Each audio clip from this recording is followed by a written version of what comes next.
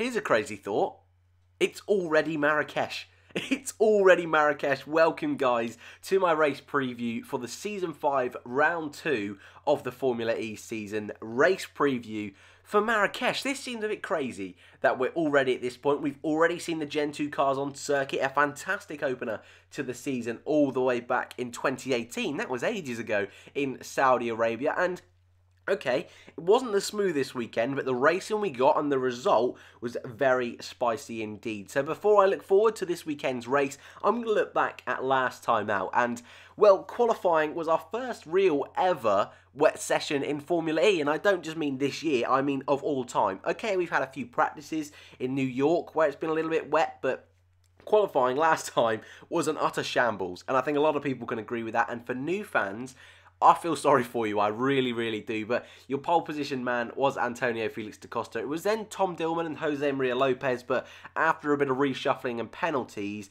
that all switched about. But the race itself was won by Antonio Felix da Costa, the man on pole for BMW. They're calling it their first ever race in Formula E, but it is a bit of a mixture there. And it was Jean-Eric Vergne who ended up getting that second place, that Techeetah car looking really, really strong. And actually, Jerome D'Ambrosio had a bit of a quiet day, but he was able to sneak his way up into third place after Jose Maria Lopez decided to, you know, smash the car into the wall. But my driver of the day, despite Antonio Felix da Costa's brilliant drive, we also saw some pretty solid drives from the likes of Oliver Rowland. Andre Lotterer had a really strong race, but Jean-Eric Vergne was really proving to a lot of people, especially, again, those new fans. We saw an immense rise in the amount of concurrent views we saw of Formula E, whether that be on YouTube, streaming it for the first time, or across different channels. Formula E has really exploded this year, which obviously I'm very happy about indeed, but Jean-Eric Vergne, a really, really solid race. But the new season is here. And I suppose the 2019 season is here. So what can we expect? Well, going into Marrakesh, I still think there's a lot of unknowns with this season. I think we still haven't seen all of the top teams have a real go at the fight. The two Audi cars haven't really had a chance to really stretch their legs, stretch their wheels, if you will. They had penalties during qualifying last time out, so did the two Virgin cars, so we don't really know too much about them. The same with BMW. They started on pole position, but that whole qualifying scenario did help them out a little bit, at least it did for Felix da Costa. And then the two Techeetah cars looked particularly good around the streets of Saudi Arabia. So it's going to be a difficult one trying to predict Marrakesh.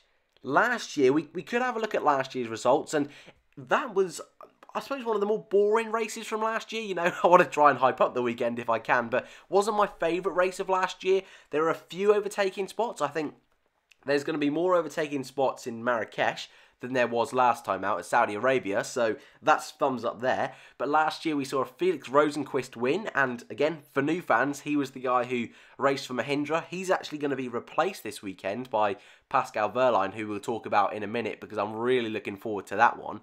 Second place was Sebastian Buemi for Renault.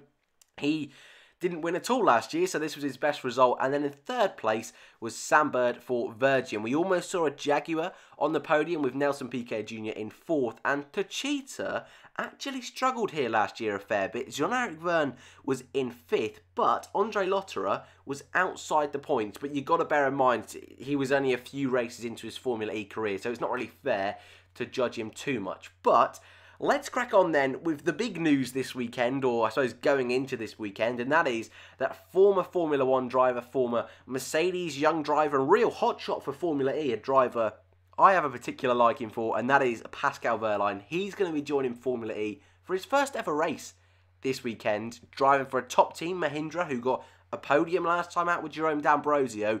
This is going to be on for a winner. And I don't want to get caught up in the hype too much. I really don't want to get caught up in the hype too much. But this guy's got some serious talent.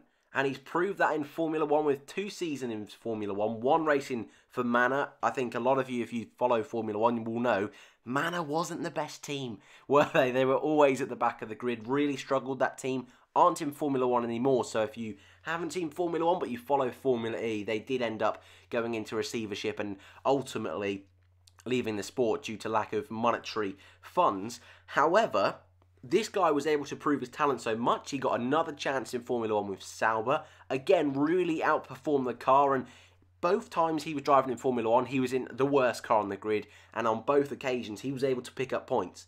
So this guy, if things had gone his way in the driver market, I'm 100% convinced he could have really gone on and done some special things in Formula 1. But as we know, there's only 20 seats, and sometimes politics get in the way, which is a real issue in Formula 1 at the moment, which has seen the likes of Esteban Ocon, Fernando Alonso not get seats for next year. So, coming over to Formula E is the best thing for Wehrlein.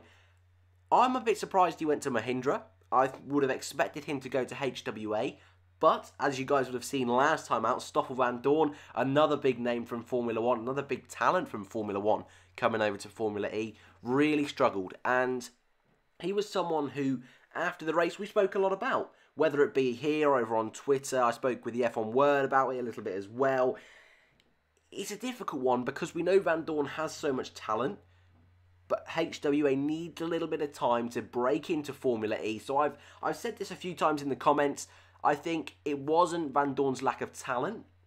I think it's a lack of, I suppose, experience on Van Dorn's part and the team's part. You look at Jean-Eric Vergne. I think it's a brilliant example. Came into Formula E, got pole position on his first ever race, and didn't pick up his first podium until a couple of seasons later. You know, that first pole position was season 1. He only became champion in season 4, so you've got to give him time to grow. You've got to give him time to learn. So I think Van Dorn will get there in time. But at the same time, when Vergne came in at the very beginning, he wasn't necessarily in the best car on the grid, but I think Wehrlein, just going back to Pascal now, I think he's got a really solid car here. You know, I don't think it's the best on the grid, but I think it's probably the 4th or 5th best. You know, if I was going to put it in a ranking order, I think you're looking at your Techeetahs, your BMWs and your Audis as those top teams this year. And I think just after that, you're going to have Mahindra and Jaguar, which on their day, like they were able to last season, they could pick up a win. And Mahindra at this very track, Felix Rosenqvist got the win.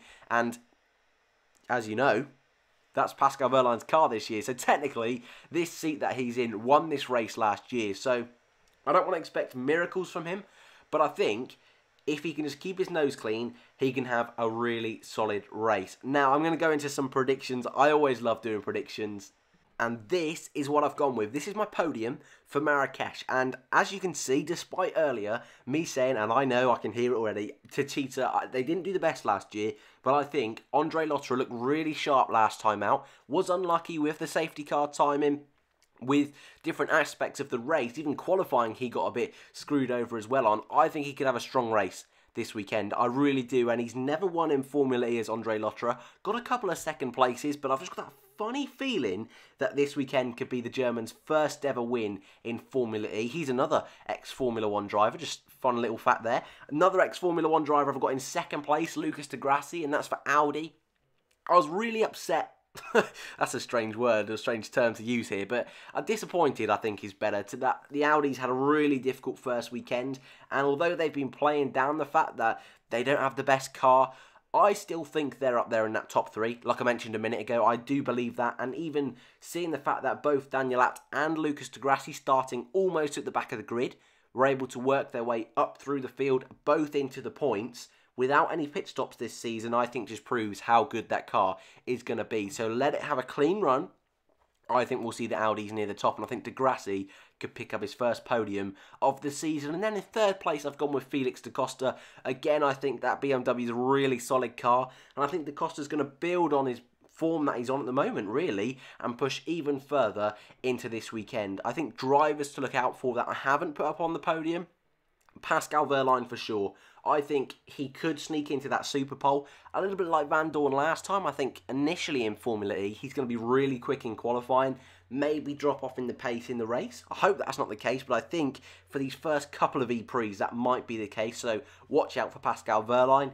I think Felipe Massa, he's going to have another strong weekend. He started off his Formula E career in a very peculiar fashion, having a strong race and picking up plenty of penalties. So watch out there. And also the two Jaguar boys. I will mention the fan boost is there, so I know I'm going to most likely be voting for Mitch Evans, but you can vote from any of the 22 drivers in this season's championship, and I always leave that down below in the description. As I always say as well, I'm not the biggest fan of fan boost, but I partake, so that probably goes against the idea of not liking it, but I want to do my part for my favourite drivers, so that gives them an extra boost of power in the race if you are interested. And then that's it for this week's preview for the Marrakesh E-Prix. A little bit sort of different this week. I know last week there was not much content whatsoever. This week it's a little bit sparse, but it's big exam time for me at the moment, and so apologies in advance if I don't respond to your comments straight away. Hopefully next week after Autosport on Sunday, so hopefully I'll get a few bits and bobs from that to show you guys, but hopefully then next week we'll be back with all the usual goodness, the Formula E show, the F1 show, all that good stuff. So guys, thank you for watching, and I'll see you in the next one.